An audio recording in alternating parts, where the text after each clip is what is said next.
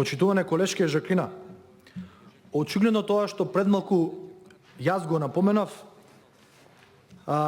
го потврдува тоа што вие го зборувате. Очигледно дека најпрво самите себе се лажете, најпрво самите на себе си верувате во тоа што го зборувате, па подоцна го презентирате тоа на граѓаните.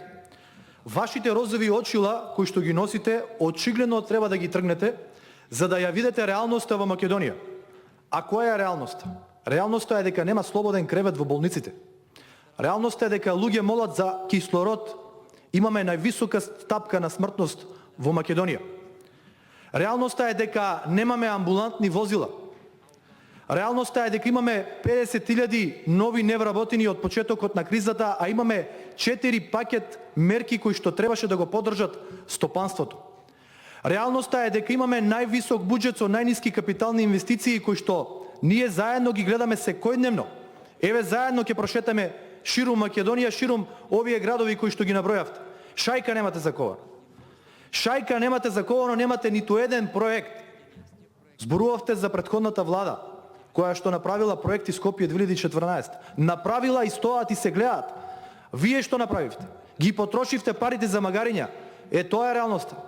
Тоа е реалноста која што не икете да ја видите и затоа ставате розови очила.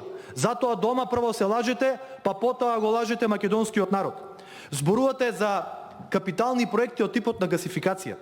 Дали знаете дека четврта година ги повторувате предизборно истите проекти гасификација? Еве вашиот пратеник колега во Штип, сега кандидат за градоначалник, повторно зборува за гасификација, а апсурдот е тоа што предлогот од мене на ребалансот на буџетот беше да се предвидат средства од буџетот за гасификација на Штип. Го одбивте. А сега зборувате за гасификација на Штип. Апсурдот е тоа што сега најавувате капитални инвестиции во Источна Македонија преку непосредни избори за 8-месечен мандат, а ги одбивате предлозите на опозицијата, а манипулирате во јавност дека тоа ќе го направите. Човекот кој што од оваа клупа и од оваа седиште требаше да лобира и да гласа проекти за Штип, го нема денес. Дали сте се запрашале каде е?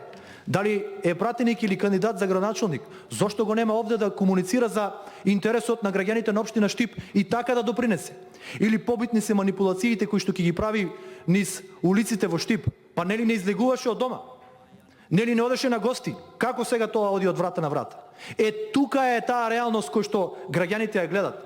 Зборувате за младите и за враќање на младите за подобар младински живот. Да ве подсетам, ветувавте младинска гаранција, која што предвидуваше вработување на секој млад човек по завршување на образование со субвенција на државата во приватните компании. Дали знаете дека стапката на невработеност која што расте и која што ескалира е најголем дел од млади луѓе? За каква младинска гаранција зборувате?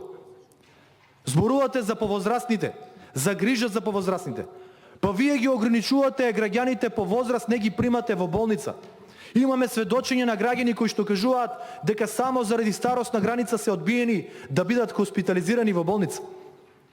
Па дали знаете вие што зборувате?